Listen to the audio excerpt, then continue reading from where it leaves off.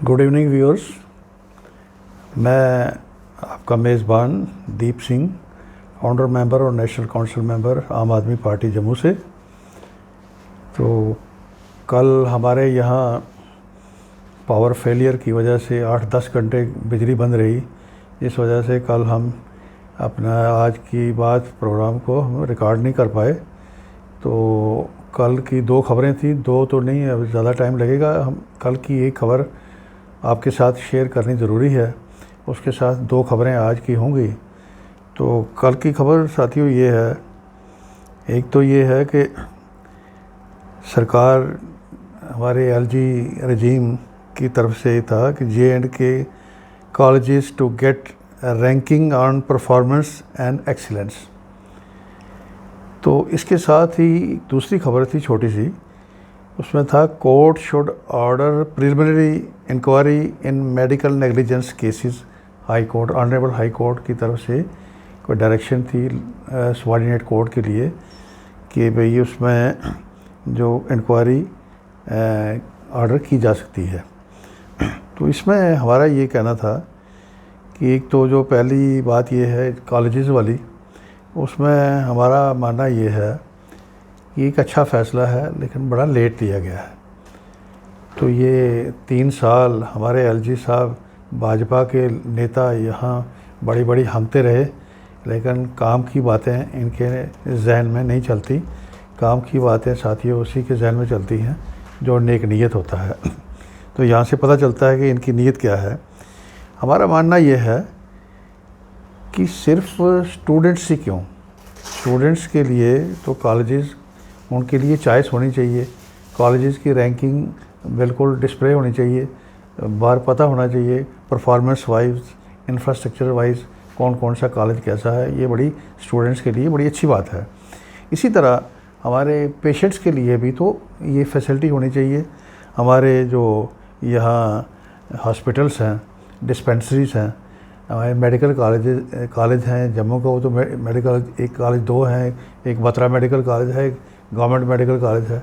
इनकी रैंकिंग इनके भी बीच में हो जाए, नंबर 1 पे कौन है, नंबर 2 पे कौन है। इसी तरह जो दूसरे हमारे स्कूल्स हैं, गवर्नमेंट स्कूल्स हैं, प्राइवेट स्कूल्स हैं, रूरल में अगर 2 कैटेगरीज सरकार बनाना चाहे बना सकती है, अगर सरकार की नीयत हो तो। उसमें अर्बन एरिया की रैंकिंग अलग से करी जा सकती है, रूरल एरिया की अलग से की जा सकती है। हमारा मानना ये है इस रैंकिंग की वजह से सरकार भी एक्सपोज होगी और लोगों को भी सहूलत होगी, लोगों को भी सवाल पूछने का मौका मिलेगा। तो शायद सरकार इसीलिए इन चीज़ों से भागती रहती है। तो अब ये एक साइड से शुरू हुई है। हमारा आह्वान ये है कि सरकार बाकी जगहों पे भी शुरू करे। तो इसी तरह ये जो हमारे मैंने जैसे आपने कहा जो सरकारी डिस्पेंसरीज हैं, जो डिस्ट्रिक्ट लेवल के हॉस्पिटल्स हैं, इनकी रैंकिंग भी लोगों को बताई जानी चाहिए, हमारा ये मानना है।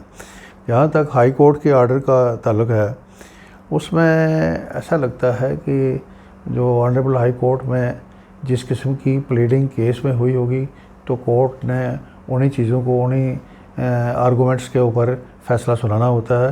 कोर्ट अपनी तरफ से फ़ैसले नहीं कर सकती। तो उसमें शायद हमारे जो सरकारी वकील हैं डिपार्टमेंट के, वो भी कोताही से काम लेते हैं। वो जो लोग पटिशनर होते हैं वो भी कई दफ़ा टाइमली फैक्ट्स सामने लाने में चूक जाते हैं। तो इसमें ऐसा है कि इसके पीछे की वजह जो है मेडिकल नेग्लिजेंस के जो केसेस आते हैं, इसमें बहुत से फैक्टर्स इन्वॉल्व हैं। हमारे मेडिकल कॉलेजों की सब स्टैंडर्ड एजुकेशन जो है वो भी इसके लिए ज़िम्मेवार है। इसी तरह हमारे पैरामेडिकल इंस्टीट्यूट्स का सब स्टैंडर्ड वर्किंग जो है वो भी सीधा इसके लिए ज़िम्मेवार है। इसी तरह जो परचेज़ कमेटीज़ सरकार ने बनाई होती हैं मेडिसिन खरीदने के लिए, इक्विपमेंट्स खरीदने के लिए, मशीनरीज खरीदने के लिए, वहाँ भी करप्शन का धंधा चलता है। वहाँ से भी सब स्टैंडर्ड चीज़ें खरीदी जाती हैं, टाइमली चीज़ें लोग ट्रेंड लोग वहाँ प्रोवाइड नहीं किए जाते। इन सारी चीज़ों की वजह से ये जो मेडिकल नेग्लिजेंस के केसेस होते हैं, उस वजह से क्या होता है, एक भरोसा सिस्टम से उठ जाता है। और एक आज एक गरीब आदमी, एक गरीब क्या, एक मिडिल क्लास आदमी के घर में कोई बीमार होता है तो ये समझ लो कि वो समझता है कि मेरी तबाही शुरू हो गई है, क्योंकि इलाज इतने महंगे हैं, इतने उधर से सब स्टैंडर्ड हैं, उधर से महंगे हैं, तो उसके रास्ते सब जगह बंद हो जाते हैं। तो हार्डली हमारी पॉपुलेशन का हार्डली 10% लोग बाहर जाके इलाज कराने के काबिल होते हैं, 90% यहीं इसी बीमार सिस्टम का शिकार बन के रह जाते हैं। तो इन चीज़ों को हम उम्मीद करते हैं ये सरकार, ये वाजपेयी, ये इस गहरी नींद से जागेंगे और ये कुछ करके दिखाएंगे, सिर्फ अपने एक खोखले नारों से बाहर आ जाएं और सही मानों में लोगों की भलाई के लिए कुछ करके दिखाएं, ऐसा हमारा मानना है। दूसरा ये है, जैसे खबर है जो आज की 2 खबरें हैं उसमें ये है, Shah likely to address rallies in Rajouri, Doda, Baramulla having large presence of Paharis. तो इसमें लिखा गया important announcement about ST status on cards. ये है न्यूज़।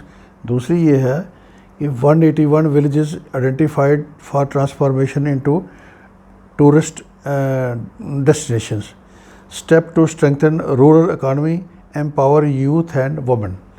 ये दूसरी खबर है। तो जहाँ की आज की पहली खबर का ताल्लुक है, तो ये बड़ी हैरानी है, बड़ा सरप्राइजिंग है, रादर बल्कि मिसलीडिंग है। ये किसके नाम पर? पहाड़ीज़ के नाम पर। और पहले पहाड़ीज़ के नाम पे था, अब ST स्टेटस के नाम पर मिसलीडिंग की प्रैक्टिस भाजपाइयों की तरफ से शुरू कर दी गई है।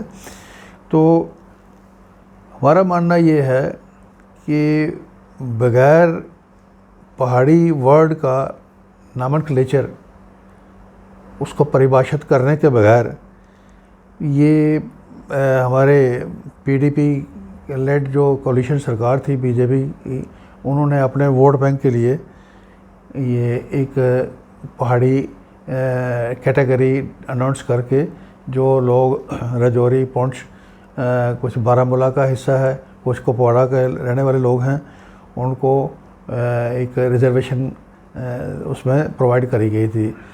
तो उसमें साथ में ये था जो पहाड़ी बोलते हैं, पहाड़ी बोलने वाले होने चाहिए। तो वो तो ठीक है, चलो सरकार अगर किसी एग्रीव्ड आदमी को कोई रिलीफ देती है तो उसकी कोई वजूहत होती हैं। लेकिन इसके साथ दूसरी बात ये है कि 1947 में POK से, मुजफ्फराबाद से, मीरपुर से, पुंछ से, वहाँ से हज़ारों फैमिलीज़ उस वक़्त माइग्रेट करके या जम्मू में, कठुआ में, उधमपुर में आबाद हुई, सुंदरबनी में आबाद हैं। तो जब इनको उस बेनिफिट को, वो आज तक भी घरों में पहाड़ी ज़बान बोलते हैं और बड़े शौक़ से बोलते हैं, इसमें कोई दो राय नहीं। उनका पहाड़ी स्टेटस कैसे छीना जा सकता है? उन्होंने अप्लाई किया सर्टिफिकेट के लिए, उनको सर्टिफिकेट डिनाई कर दिया गया। उसके ऊपर कई लोगों ने कोर्ट तक जाने की कोशिश की, एडमिनिस्ट्रेशन के पास भी गुहार लगाई, लेकिन इनके कानों में जूं तक नहीं रहेगी, कोई वजह नहीं बता सके। ये इनका दोहरा मापदंड इनकी इनकम्पिटेंस को जाहिर करता है। तो मुफ्ती साहब ने एक कार्ड खेला कि पहाड़ी अनाउंस करके एक वोट बैंक का कार्ड खेला उन्होंने। उसके बाद अब भाजपा जो अपने कम्युनलिज्म में और मौका परस्ती में मशहूर है, ये अब एक झांसा दे रही है हमारे उन भाइयों को कि आपको ST स्टेटस देंगे। तो ये कैसे देंगे?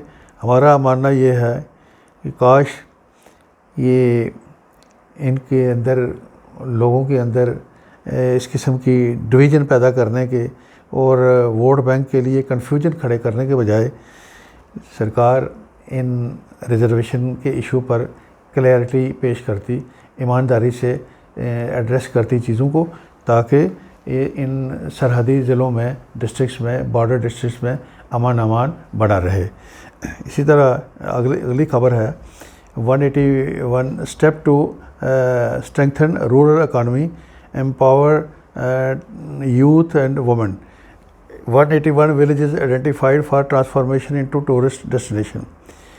तो साथियों, इसमें हमारा ये मानना है कि 3 साल पहले हमारे प्रधानमंत्री जी ने, मोदी जी ने बड़े ज़ोर से ये कहा था, वो हर चीज़ बड़े ज़ोर से बोलते हैं, तो कहा था जी साथियों 2022 में हमारे किसान की आय दोगुनी हो जाएगी। तो 2022 भी ख़त्म होने जा रहा है।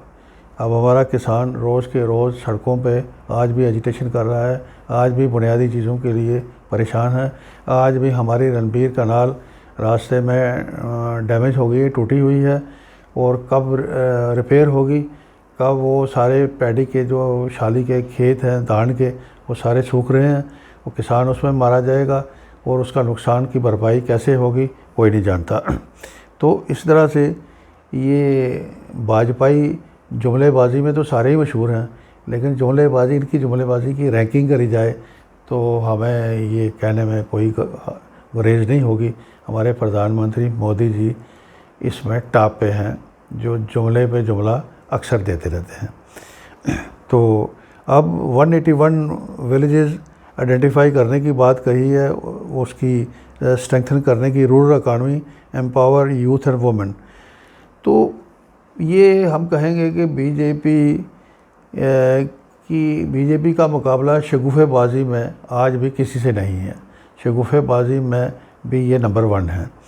तो देखा जाए तो ये सिर्फ लुभाने वाली, झूठे नारे देने में, लोगों को लुभा के एक ट्रैप करने की पॉलिसी पर काम करते हैं।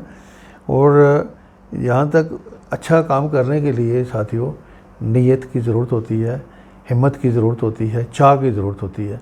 ना इनकी नीयत है, ना इनके अंदर चाह है। अब ये बात ये साबित हो चुकी है कि ये हमारे कहने की बात नहीं है। आज जो स्कूल जाने वाले बच्चे हैं वो सस्ती और क्वालिटी एजुकेशन से महरूम हैं।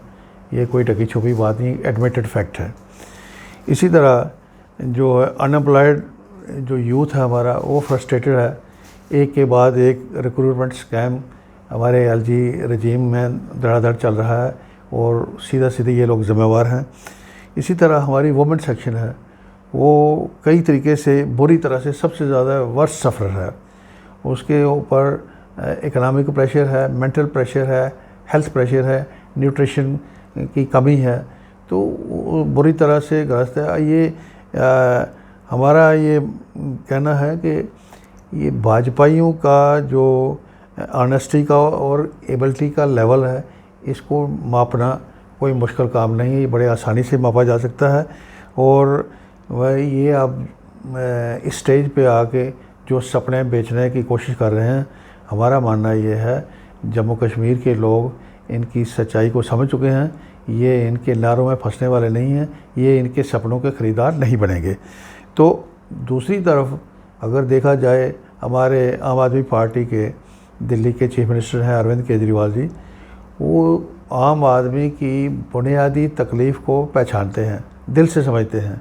जो आदमी साथियों दिल से समझता है, करीब से जानता है, वो इसका इलाज भी करने की कोशिश करता है। और उन्होंने ये कह के नहीं, उन्होंने करके दिखाया। हमारा मानना ये है, ये हमें खुशी है कि एक नेता आम आदमी पार्टी के केजरीवाल साहब की शक्ल में बाहर ऐसे सामने आए हैं, जिन्होंने एक अच्छी एजुकेशन पर, अच्छे हेल्थ केयर पर, अच्छे सोशल रिफॉर्म्स करने के बाद, लोगों को बेसिक जो फैसिलिटीज़ देने के बाद लोगों को काफ़ी राहत दे के ये दिखाया है कि अगर किसी की नीयत हो बहुत कुछ किया जा सकता है। बहुत बहुत शुक्रिया।